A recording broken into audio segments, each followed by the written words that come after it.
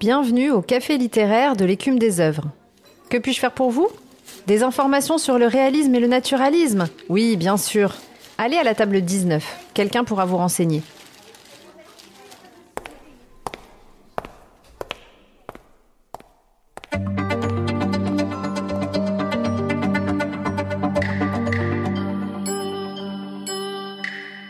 À l'essentiel, le réalisme et le naturalisme, podcast L'Écume des œuvres, Hachette Éducation.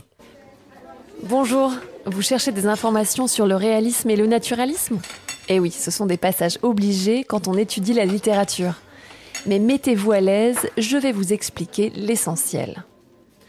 D'abord, un peu de contexte. Le 19e siècle est très mouvementé. Après la Révolution française, le pays a profondément changé. Politiquement, le 19e siècle est marqué par l'empire de Napoléon Ier, puis le retour de la monarchie, la révolution de 1830, puis une nouvelle monarchie, la révolution de 1848 qui débouche sur une république, rapidement remplacée par le Second Empire, suite au coup d'État de Napoléon III en 1851. Vous voyez, en termes de stabilité, le 19e siècle, c'est l'épreuve des poteaux de Koh-Lanta, mais sur un seul pied et avec beaucoup de vent. On assiste lentement à la victoire de la bourgeoisie et du capitalisme. La révolution industrielle bouleverse l'économie et le travail. Les inégalités sociales s'accentuent. En parallèle, grâce à la science, on comprend de mieux en mieux le monde, la nature et son fonctionnement. Les sciences sociales et politiques se développent et on étudie avec attention la société et ses mécanismes. Dans ce contexte, l'art aussi va chercher à représenter et à explorer le réel. Il y a toujours eu, dans les romans, des éléments réalistes et la réalité a toujours inspiré les artistes. Mais c'est au XIXe siècle que les écrivains commencent à véritablement revendiquer ce désir de vérité. En France, on considère généralement Stendhal et Balzac comme les deux grands précurseurs du réalisme, même s'ils étaient au départ plutôt affiliés au romantisme. Dans leurs œuvres, ils vont tous deux chercher à montrer le monde et les hommes tels qu'ils sont vraiment. Balzac affirmait: La société française allait être l'historien, je ne devais être que le secrétaire. Son but était de présenter l'intégralité de la société de son époque, un peu à la manière d'un scientifique présentant tous les animaux du monde. Il a donc existé, il existera donc de tout temps des espèces sociales, comme il y a des espèces zoologiques, disait-il. Le projet de Balzac est ambitieux. Il veut décrire l'ensemble de la société française et il le fera dans sa Comédie humaine, un ensemble de plus de 90 livres, représentant plus de 2000 personnages. C'est presque 3 fois plus que le nombre de Pokémon quand même. Stendhal, de son côté, cherche aussi à représenter, comme il le dit, la vérité, l'âpre vérité. Dans son célèbre roman Le Rouge et le Noir, il écrit qu'un roman est un miroir qui se promène sur une grande route. Tantôt il reflète à vos yeux l'azur des cieux, tantôt la fange des bourbiers de la route. C'est avec cette idée en tête qu'il représente des personnages cherchant leur place dans le monde. Le Rouge et le Noir a d'ailleurs été sous-titré Chronique du XIXe siècle, puis Chronique de 1830, montrant le désir de l'auteur de parler de son époque. Les œuvres de Stendhal et de Balzac auront une importance considérable et c'est dans ce contexte d'intense questionnement que va naître au milieu du XIXe siècle le réalisme à proprement parler. Oui, parce que même si les auteurs se sont toujours inspirés du réel, le terme réalisme renvoie en fait à une période assez courte, débutant vers 1850. On utilise d'abord le mot réalisme pour parler des peintures de Gustave Courbet représentant des scènes banales du quotidien, un enterrement ou des paysans qui travaillent. Cette représentation brute de la réalité, loin de l'idéalisation habituelle, choqua beaucoup les critiques.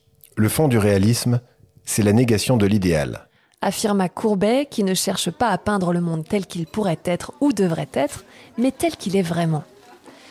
Le terme réalisme sera ensuite appliqué à la littérature. Les deux grands théoriciens du réalisme sont Duranty et Champfleury.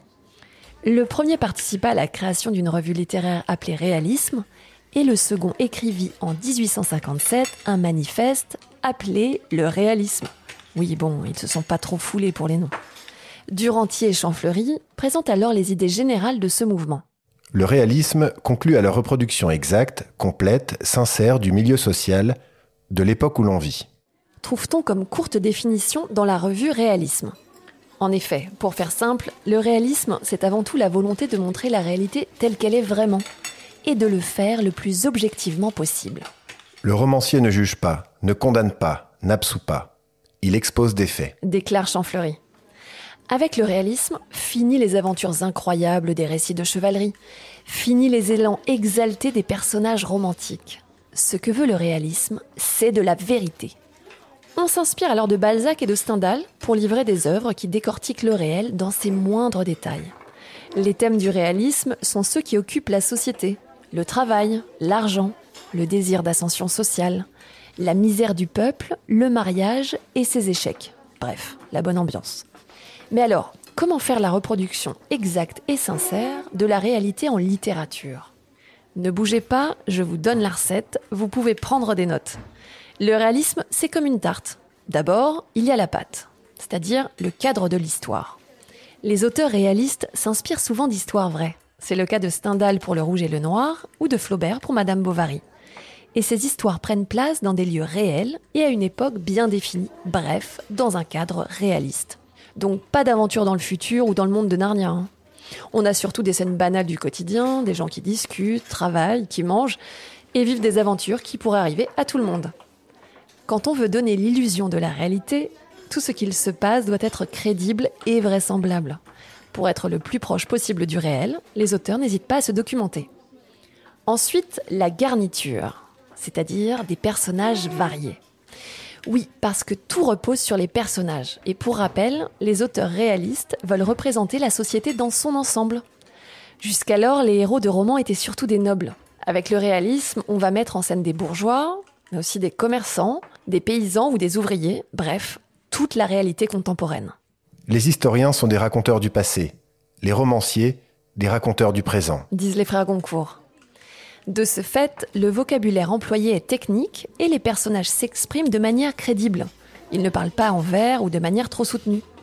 On retrouve même de l'argot parfois, c'est-à-dire du parler populaire de l'époque, avec des expressions fleuries comme « avoir une écrevisse dans la tourte » pour dire « être fou » ou « flic » pour parler des policiers.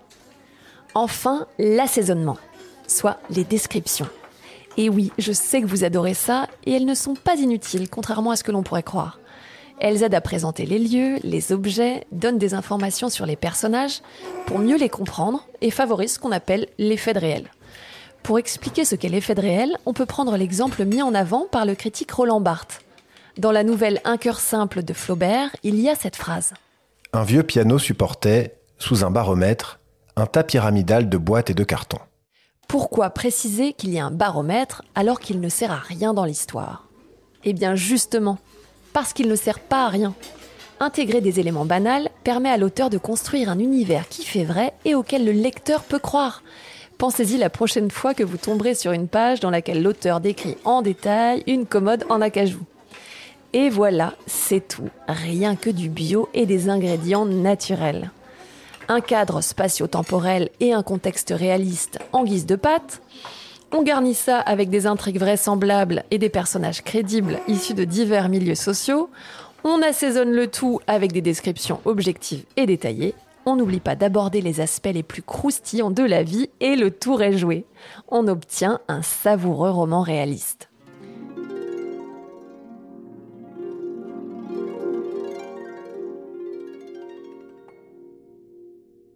Mais alors, vous allez me demander, le naturalisme, c'est quoi ? Eh bien, en réalité, ça ressemble beaucoup au réalisme. C'en est un prolongement. Pour certains critiques, les naturalistes ne sont que la deuxième génération des réalistes.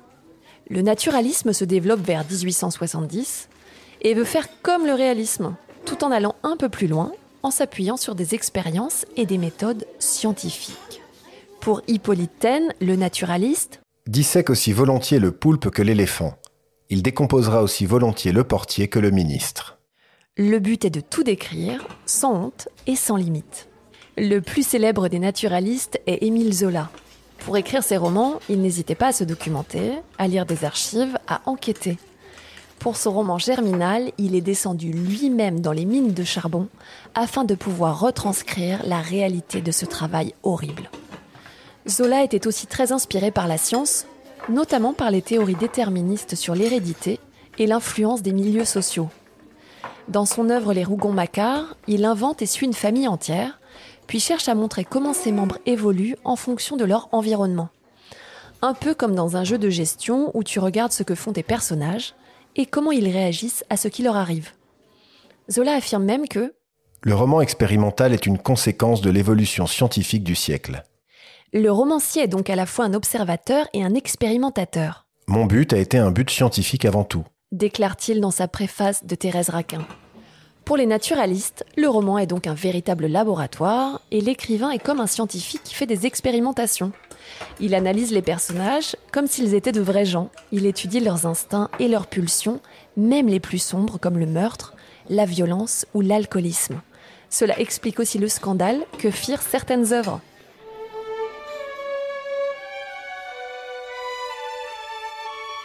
Parce que oui, on ne peut pas franchement dire que le réalisme et le naturalisme aient fait l'unanimité à l'époque. Ces deux courants ont été très critiqués. On reprochait aux auteurs réalistes de mettre en scène des histoires et des personnages sans intérêt, de se perdre dans les détails, voire d'être ennuyeux. Au-delà de ces critiques esthétiques, on les accusait surtout de choquer la morale en représentant la vulgarité du quotidien. Balzac se défendait, disant avoir pour idée fixe de décrire la société dans son entier, telle qu'elle est, avec ses parties vertueuses, honorables, grandes, honteuses. Zola, souvent agressé et menacé pour ses œuvres, présentait son roman L'Assommoir comme une œuvre de vérité, le premier roman sur le peuple, qui ne mente pas et qui est l'odeur du peuple. Pas hyper sympa pour le peuple. Gustave Flaubert, souvent considéré comme le maître du roman réaliste, même s'il rejetait l'étiquette de réaliste, n'hésitait pas à faire des recherches poussées et même dû aller devant la justice pour défendre Madame Bovary. Le roman fut accusé d'outrage à la morale publique et religieuse et aux bonnes mœurs. On critiqua son réalisme vulgaire et le fait qu'il mette en scène une femme infidèle. Mais en plus de ces critiques morales, les auteurs réalistes devaient aussi faire face aux limites du réalisme lui-même. Est-il vraiment possible de représenter le réel ? Maupassant disait dans la préface de Pierre et Jean que « faire vrai consiste à donner l'illusion complète du vrai ». Il en conclut même que « les réalistes de talent devraient plutôt s'appeler des illusionnistes ». Eh oui, vouloir faire vrai, ce n'est pas être vrai. Les auteurs ne sont pas des dieux, ce sont plutôt des magiciens qui ne donnent qu'une illusion du réel. Comme disait Champfleury, « la reproduction de la nature par l'homme ne sera jamais une reproduction ni une imitation. Ce sera toujours une interprétation. » Zola lui-même, qui se voulait scientifique, ne pouvait pas s'empêcher de quitter le côté documentaire pour faire de la littérature, par exemple dans Germinal, quand il plonge dans le registre épique afin de montrer l'effondrement de la mine. Et oui, parce que la littérature reste de l'art, et que l'art, ce n'est pas le réel. Nous avons dit que pour Stendhal, un roman est un miroir qui se promène sur une grande route. L'image est belle et témoigne de l'ambition réaliste, mais aussi de ses limites. Il ne faut pas oublier que, même si ça y ressemble beaucoup, le reflet d'une route, ce n'est pas vraiment la route. Alors, ces histoires de réalisme et de naturalisme, ça vous paraît plus clair ? Très bien. Elle est parfois un peu étrange, la fille de la table 19 avec ses métaphores alimentaires, mais ça permet de bien se souvenir de l'essentiel. N'hésitez pas à repasser au café littéraire de l'écume des œuvres si vous avez d'autres questions. On est toujours ouvert. On sert à boire, à manger, mais surtout à savoir.